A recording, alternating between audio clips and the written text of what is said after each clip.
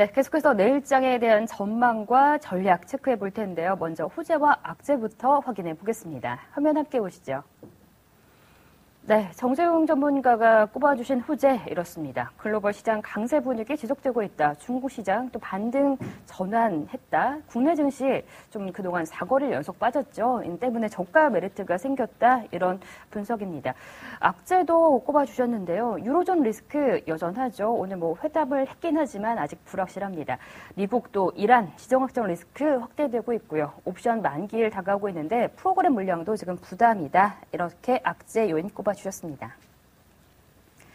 네, 이번에는 장대진 전문가께서 꼽아주신 내일장 이슈인데요. 가전쇼 기술주 관심 갖자. 독일과 프랑스 정상회담 지금 도출되고 있는 여러 가지 결론들이. 그리고 악재는 옵션 만기 관련해서 외국인의 숏 포지션 유지 가능성이 있다. 그리고 유럽 국가 신용등급 하락 추가로 좀 가능하다. 이렇게 악재를 꼽아주셨습니다. 네, 내일장 전략 세워봐야죠. 정재용 전문가께서는 글로벌 시장의 강세 분위기를 첫 번째 호재로 꼽아주셨네요. 또 유로존 리스크는 여전하다 이렇게 악재를 꼽아주셨는데 내일장 흐름 호재와 악재 어느 쪽에 반응을 하게 될까요? 글쎄요. 지금 어렵죠. 네, 그렇네요. 아무래도 호재 쪽에 반응을 할 가능성이 여전히 크다. 제가 너무 긍정적으로 보는 것이 아닌가 이렇게 생각할 수도 있겠는데. 미국 증시를 보면 요즘 부러울 따름입니다. 지금 국내 증시가 최근 올해 들어가지고 특히나 약세 흐름을 보이고 있거든요. 미국 시장은 유로존 리스크다 어쩐다 하더라도 미국 경제지표 호전 이런 걸로 인해서 주가가 지금 12,300대, 400대를 오르락내리는 강세 흐름을 보여주고 있고 미국 시장이 지난 8월 급락 전 지수를 거의 다 만회를 했어요. 그렇게 보면 우리나라 시장은 아직도 우리가 8월 전 지수라고 하면 2,000포인트 정도를 생각을 해볼 수 있겠는데 아직도 한참 10% 가까이 밀려있는 상황인데 이런 상황이 왜 벌어지는가를 보면은 아무래도 이제 우리나라 경제 구조를 먼저 들을 수 있겠죠. 미국이라든지 특히 미국 쪽은 내수 시장이 주력이 되는 산업이고 우리나라는 수출이 주력인 산업이다 보니까 글로벌 경기에 민감하다 이런 부분과 그리고 이제 유가 부분도 마찬가지입니다. 미국은 자체 또 최악의 경우는 자기네들 유전 파면 되거든요. 그리고 가스전 요즘에는 천연가스도 미국 땅에서 많이 캔다고 하더라고요. 그렇게 해서 자원이 풍부하지만 우리나라는 이 지정학적 리스크가 발발되면 유가 오일 쇼크를 그대로 맞을 수 있는 이런 구조, 이런 부분들이 이제 국내 시장이 제약 요인이다 이렇게 보여지고 또한 옵션 만기 관련해서 이번 주에도 지금 외국인들이 오늘도 4,000계약 넘게 팔면서 프로그램 매도가 쏟아졌거든요. 그래서 이 부분이 좀 개선이 돼야지 시장이 좀 올라갈 가능성이 수급적으로도 발생이 될 텐데 결국은 이 부분의 키는 내일도 시장의 방향성의 키는 외국인들이 가지고 있다.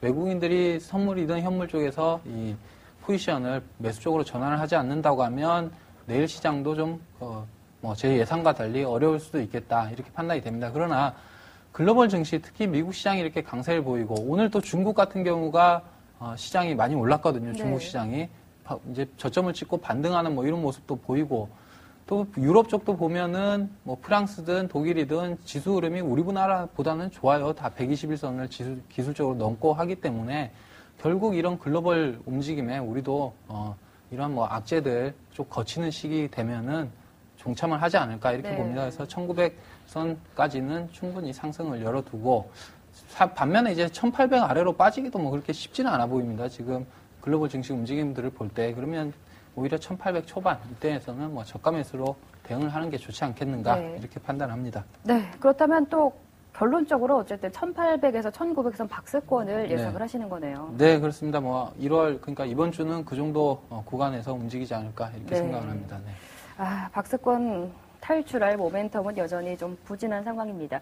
외국인 수급 또 관련해서 내일장도 어려울 수 있다 이런 의견 주셨고요. 장대진 전문가께서는 옵션 만기 불안감 좀 짚어주셨습니다. 오늘 장중에 1810선도 좀 위협을 받는 모습이었는데 1800은 안전할까요? 예. 저는 개인적으로 이제 오늘 저점이 아마도 이제 당분간은 저점을 형성했지 않을까라는 생각을 좀 하고 있는데요. 아무래도 이제 그 최근에 어떤 움직임들은 뭐 글로벌 정치하고 다르게 좀 움직이고 있는 그런 모습인데요. 그런 모습들은 아마도 이런 이제 파생과 관련해 가지고 주가가 움직이는가 보시면 됩니다. 제가 뭐 악재 중에서 옵션 관련 만기에서 외국인이 숏 포지션을 유지 가능성이 있다라는 그런 이야기 드렸는데요. 옵션 관련해 가지고 좀 이제 만기 관련해서 이익이 어느 정도에서 이익이 나고 그런 것 갖다 분석해 보면은 일단 외국인들이 그 237 정도 이하로 해가지고 이익이 나는 그런 구조를 가지고 있습니다. 지수로 치면은 뭐 1822 정도 되고요. 그리고 이제 기관들은 241, 그러니까 1850 이상에서는 이익이 나는 그런 구조를 가져가고 있습니다. 네. 그렇지만은 외국인들의 어떤 형태, 계속적으로 이제 지켜보지만은 이런 형태들이 그 이익이 나는 쪽 그 지수대가 점점 높아지고 있다는 거죠. 그렇기 때문에 전반적으로 아마도 제가 보기에는 오늘 저점이 당분간의 저점이 형성할 가능성이 높은 것 같고요. 사실 이런 그 옵션 만기 관련해 가지고 이런 포지션을 청산을 갖다가 하게 된다고 하면은 또 1900까지 가는 그런 상승이 좀 기대된다고 이야기 드릴 수가 있습니다. 네. 그래서 내일은 아마도 뭐 1800이 지지가 될 거라고 저는 생각을 하고 있고요. 그리고 옵션 만기까지는 아래로 위쪽으로 가면은 또 맞을 수 있고요. 또 밑쪽으로 가면은 또 밑에서 받쳐지는 그런 이제 변동성 확대 국면이 조금 예상되지 않을까라는 생각이 듭니다. 그리고 전체적 전략은 밑으로 내려오면 사야 된다는 점입니다. 그래서 저점 매수 구간에서 입으로 긍정적으로 시장을 대응하고 보시면은 크게 무리가 없지 않을까라는 생각을 하고 있습니다. 네, 오늘의 저점이 당분간 저점이 될 것이다. 따라서 1800선은 지지받을 것이다. 이런 전망 주셨습니다.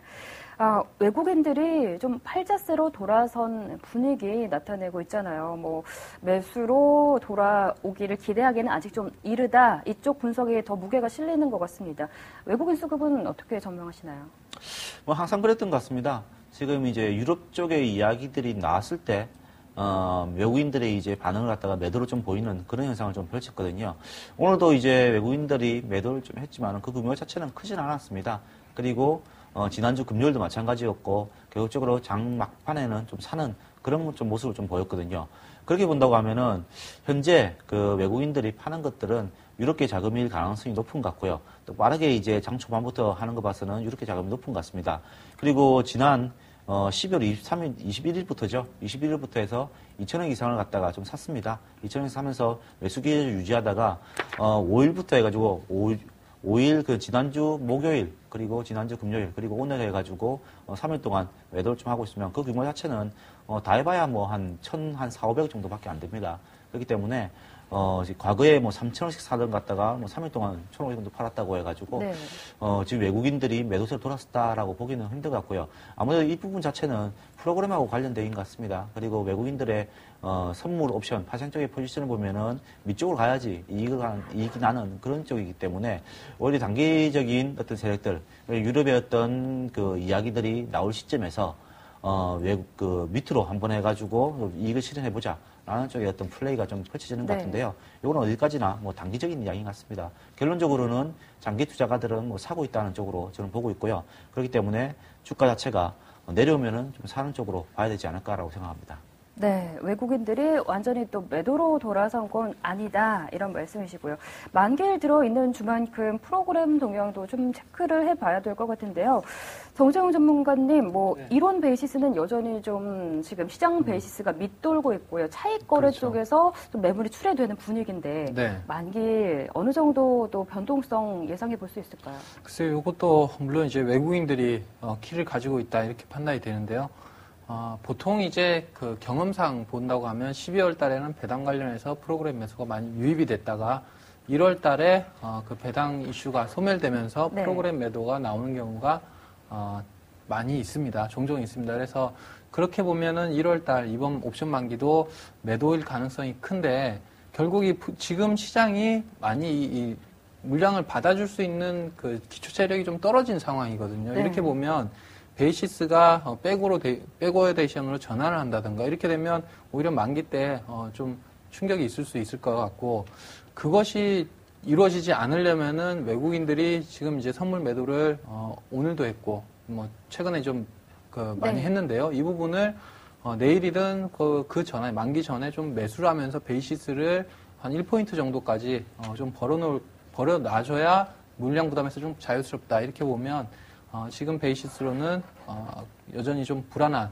상황이죠. 그래서 이 부분을 좀 만기 때까지 체크를 하시면서 오히려 베이시스가 좀 안 좋아지거나 지수가 외국인 매도가 선물 매도가 좀 지속적으로 나오더라 이러면서 베이시스가 자꾸 악화되더라 하면은 매수 타이밍을 만기 날로 네. 잡으시면은 오히려 그런 효과를 볼 수 있지 않을까 이렇게 판단이 됩니다. 네, 현재 오늘장 베이시스 콘텐고에서 한 0.93포인트에서 끝났는데 더 악화되지 않기를 그리고 외국인들 선물 매수로 전환이 되는지를 확인을 하시면서 대응을 해주셨겠고요. 오히려 만기일 이후에 좀 매수 시점을 잡아주는 그런 전략을 말씀해 주셨네요. 전문가들께서 제시해 주신 내일장 전망과 대응 전략 화면 통해서 다시 한번 정리해 드리겠습니다.